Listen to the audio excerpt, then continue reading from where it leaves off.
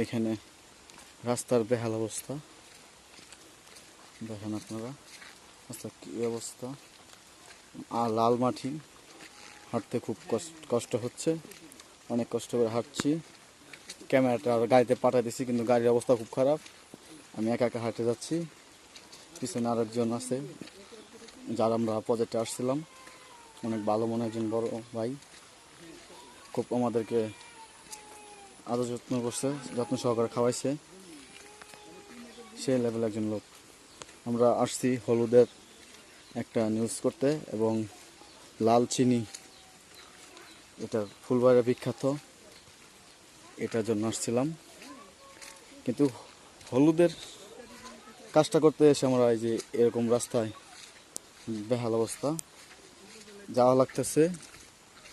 কি আর করবো, কর্মক্ষেত্র করতে হবে, স্বাভাবিক, কিছু করার নেই। সকল কাছে দোয়া চাই, সকলে ভালো থাকবে, সুস্থ থাকবেন। আমাদের জন্য, আমার জন্য, আমার ফ্যামিলির জন্য, পরিবার সবার জন্য দোয়া চাই সকলের কাছে।